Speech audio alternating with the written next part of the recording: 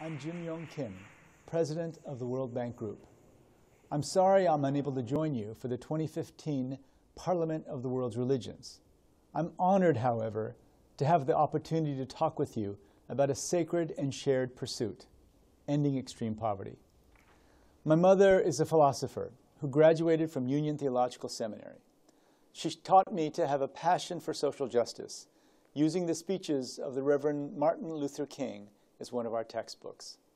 In graduate school, I became a student of liberation theology. Gustavo Gutierrez, a Catholic priest from Peru, became one of my heroes because of his passion and advocacy for making what he called a preferential option for the poor. This notion became the creed of the organization I helped found a quarter-century ago, Partners in Health. And making a preferential option for the poor has been my life's work. As a healthcare provider treating infectious diseases in developing countries, as a public health official, and now as president of the World Bank Group. Though the bank is a secular organization, I know that some of the most important leaders in the fight against poverty are people of faith. We share the same moral vision.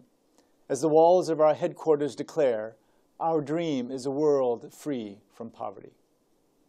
To make this vision real, we have set a goal of ending extreme poverty by 2030. It's a difficult task, even as we have made enormous progress over the last 25 years. Our combined efforts helped lift more than 1 billion people out of poverty during that time. Economic growth and improvements in access and quality of healthcare and education have put us closer to our goal than ever before. Faith leaders have had an important impact. Imams in Nigeria, for example, played a critical role in efforts to eradicate polio. The country has now gone more than a year without a reported case of the disease.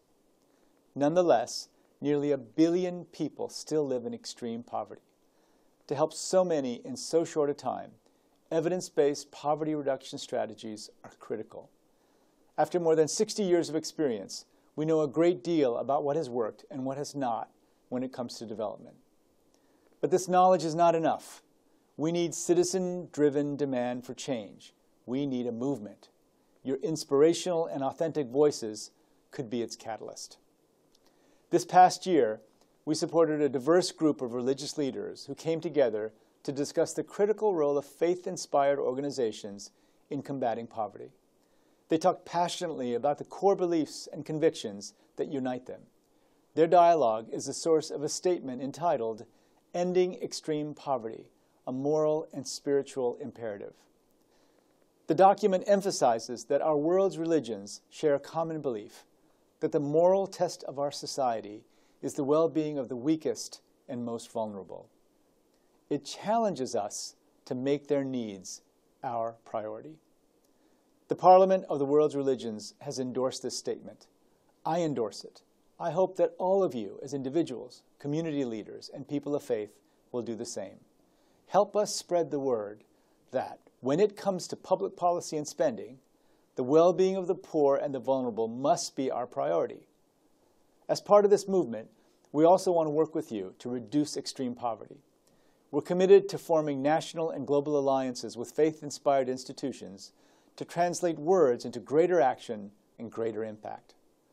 Mobilizing for the poorest is a powerful way to pursue the Parliament's theme of reclaiming the heart of our humanity. Faith leaders have so often fueled social movements with righteous results.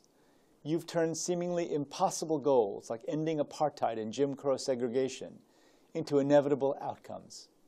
And your advocacy for debt relief under the umbrella of Jubilee 2000 helped change the world and the World Bank Group and reduce extreme poverty. We're committed to working with you to do this once again. Together, we can accomplish what I believe will be one of humanity's greatest achievements, ending extreme poverty in a generation. Thank you.